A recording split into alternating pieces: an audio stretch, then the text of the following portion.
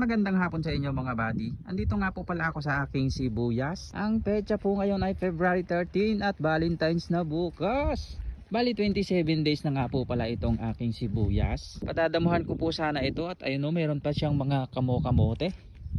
Tinaniman ko po kasi ng kamote ito dati. Hindi po naalis lahat ng laman kaya ayun tumubo. Bali magpapadamo po sana ako ng isang araw kaso nga lang naantala dahil umulan mga buddy. Umulan po ng 3 araw dito. Ngayon malalaman po natin kung hindi po maapektuhan itong ating mga sibuyas mga buddy. At sana ay wag naman po talaga.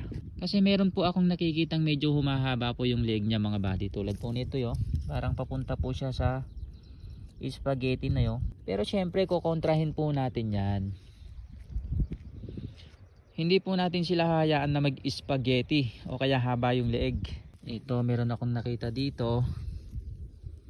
Ito siya, medyo mahaba na po yung leeg niya pero kaya pa yung kontrahin mga buddy. Basta wag lang yung malalang nakahiga na.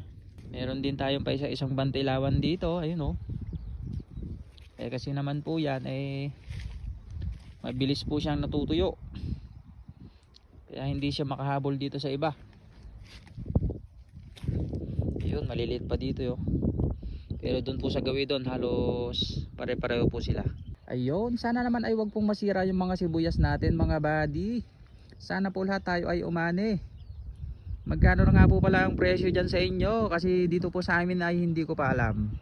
Dahil wala pa naman pong umaani dito sa amin. Dito po sa Gabaldon, Nueva Ecija. Magkano na po ang presyo ng sibuyas dyan sa inyo mga buddy? Paki-comment naman.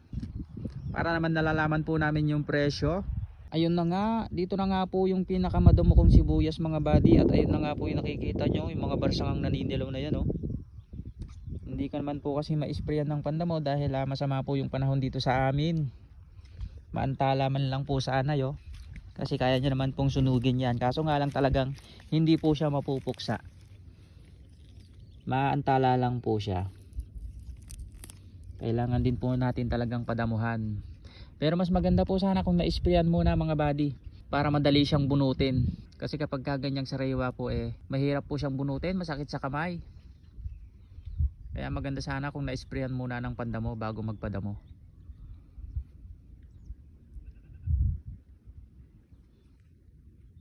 Ayan, kumusta naman po yung sibuyas dyan sa inyo? Yung mga malapit pong umani na?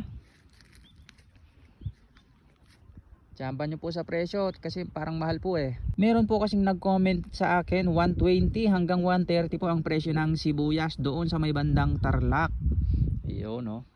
At dahil hapon na syempre hanggang dito na lang muna. Uwi na tayo mga buddy dahil 4:30 na po.